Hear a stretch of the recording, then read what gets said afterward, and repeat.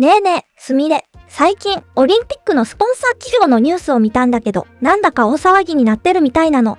一体どうしたの？そうね、葵。最近、日本の大手企業がオリンピックのスポンサーから次々と撤退しているのよ。特に注目されているのは、トヨタ、パナソニック、そして、ブリヂストンという日本を代表する企業たちなの。そんな有名な企業が撤退しちゃうなんて、すごいことじゃない？どうしてそんなことになったの？その背景には、今年行われたパリオリンピックでの様々な問題があるのよ。開会式から始まって、判定の問題、選手村の環境など、多くの批判を浴びることになったの。へえ、そうなんだ。でも、オリンピックってずっと人気だったんじゃないの？何か変わったの？そうね。かつてはオリンピックは企業にとって世界的な宣伝の場だったの。でも、今回のパリオリンピックで状況が大きく変わってしまったのよ。どんな風に変わっちゃったの？まず、開会式から問題があったの。平和とスポーツの祭典において政治的思想を持ち込むことはタブーとされているんだけど、今回のパリオリンピックの開会式で LGBTQ や多様性をテーマにしたパフォーマンスが一部の人々には不適切だと受け取られてしまったのよ。特にドラァグクイーンたちによる最後の晩餐をモチーフにしたパフォーマンスはキリスト教を侮辱しているとしてキリスト教徒から強い批判を受けたの。うわ、そんなに物議を醸す内容だったの？でも、多様性って大切なことじゃないの？そうね、多様性は大切よ。でも、宗教的な配慮も必要だったのかもしれないわ。実際、このパフォーマンスの後、アメリカの通信会社、シースパイアが自社広告を撤回したり、ローマ、カトリック教会のローマ教皇庁が宗教的信念を冒涜するような表現はあってはならない、などと、この演出に不快感を示す異例の声明を出したりと、大きな騒ぎになったの。そうなんだ。開会式以外にも何か問題があったの？たくさんあったわよ。特に日本チームへの判定が厳しすぎるという声が上がったの。例えば、1936年のベルリンオリンピック以来、44年ぶりにオリンピック出場を決めた男子バスケットボールでは、審判の疑惑の判定により対戦相手のフランスに有利な状況がもたらされたり、また、チームのエース選手である八村塁選手が2度にわたって、アンスポーツマンライクファウルを取られて不当に退場させられたり、河村勇輝選手が試合終了間際に謎のファウルを取られたりしたのよ。結果的に日本は負けてしまったんだけど、問題の場面の映像を見ると、河村選手は相手選手に一切触れていないという、明らかにおかしな判定だったって言われているの。そんなひどいことがあったなんて、他の競技はどうだったの？日本の国技、柔道でも同じように問題があったわ。特に柔道混合団体決勝での最後の抽選方法が物議を醸したの。デジタル映像のルーレットを使って決めたんだけど、これが簡単に対戦相手を操作できそうだって批判されたのよ。そんなの絶対おかしいよね。でも、選手たちはそんな環境でも頑張ったんでしょ？そうね、選手たちは本当に頑張ったわ。このルーレットで選ばれたのは、フランスの王者、リネール選手で、リネール選手と対した斉藤立選手はなんとか6分以上も粘ったんだけど、最終的には敗れることとなり、惜しくも銀メダルに輝いたのよ。また、環境も決して良くなかったの。例えば、トライアスロンではセーヌ川の水質が基準を満たしていないのに競技が行われて、多くの選手が体調を崩したのよ。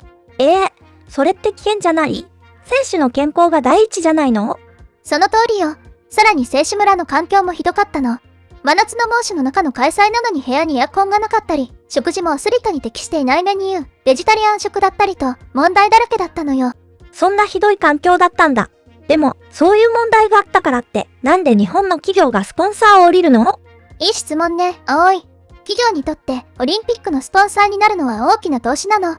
でも、今回のような問題が多発すると、そのイメージが企業にも悪影響を与える可能性があるのよ。なるほど。お金を出すだけじゃなくて、評判も大事なんだね。そう、その通りよ。例えば、2015年から今年までの10年もの間、IOC と最高位スポンサー契約を結んでいるトヨタの豊田明会長は、五輪スポンサー撤退理由について、現在の五輪はアスリートファーストなのかな？と日程や競技時間などに疑問を呈したの。それ以外にも、スポンサーの一業種一社の原則に関して触れた上で、オリンピック大会全体について、政治色も強くなりすぎている、という指摘もしていたの。へえ、そんなことまで言ってるんだ。他の企業はどうなの？パナソニックは1987年から37年間もスポンサーを続けてきたんだけど、今年限りの撤退を決めたの。また、タイヤ大手のブリヂストンも今年限りの撤退を発表したのよ。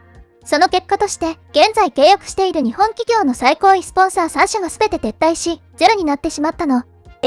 そんなに長く続けてきたのに、全部なくなっちゃうの？すごい利強がありそう。その通りよ。これは IOC 国際オリンピック委員会にとって大きな打撃になるわ。スポンサー収入は彼らの主要な資金源の一つだからね。じゃあ、オリンピックってこれからどうなっちゃうの？それが大きな問題なのよ。日本企業以外でも米国のマクドナルドとバドワイザーなど、すでに撤退している企業もあるの。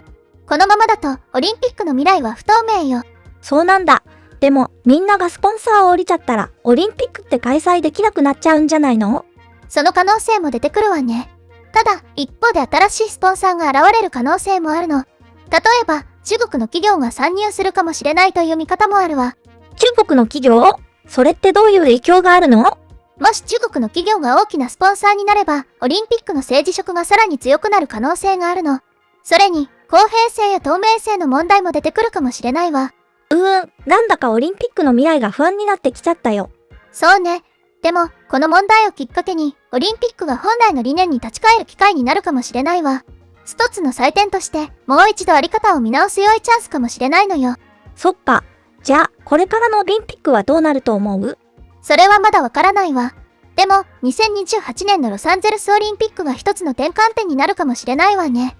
1984年のロサンゼルス大会が商業オリンピックの始まりだったように、今度は新しい形のオリンピックの始まりになるかもしれないの。へえ、そう考えると少し希望が持てるかも。でも、日本の企業がスポンサーを降りたことについて、みんなはどう思ってるの？ネット上では、多くの人が日本企業の決断を支持しているわ。ここにスポンサーとして入る企業は自社のアピールどころか、JOC にように金だけ使われるだけで企業へのメリットは皆無。日本企業の撤退は至極正しい選択としか言いようがない。パリもそうだけど東京五輪は、国民の命や健康を守るより、国の面目を立たせる方が優先で開催されてしまったところがあるし、五輪開催へ強い不信感が生まれた。同様の動きが世界にも広がれば、五輪そのものをなくすことができるかもしれない。スポンサーとしての企業はもちろん、もはや国として関わる価値がない。開催国に手を挙げるのはもってのほかだし、もちろん選手の強化に税金など投入する必要もない。オリンピックの運営に関わる人間の懐を温かくするだけ、という声が多いわね。また、欧米などがスポンサーならまだいいけどな、中国とかがスポンサー大半占めたらオリンピックもやばいんじゃないかな。今のオリンピックはアスリートファーストとは言い難いし、近年は中国やロシアといった権威主義的な国が豊富な公的資金を背景に国威発揚目的で承知している。スポンサー撤退はむしろイメージアップとオリンピックの問題点を指摘する声も多いわ。そっか。じゃあ、これからはオリンピックに頼らない方法で、スポーツを応援したり、選手を支援したりする方法を考えないといけないんだね。その通りよ、葵。オリンピックだけがスポーツの全てじゃないわ。これを機に、本当の意味でのスポーツの価値やアスリートファーストの考え方が広まればいいわね。そうだね。じゃあ、今日はこの辺で終わりにしようか。みんな、最後まで見てくれてありがとう。動画の感想は、下のコメント欄で教えてね。もし、この動画が役に立ったと思ったら、高評価とベルマーク。チャンネル登録まだの方は、チャンネル登録もよろしくお願いします。では、また次回の動画でお会いしましょう。すみれの最新動画は左、おすすめ動画は右です。どちらも見てくれると嬉しいな。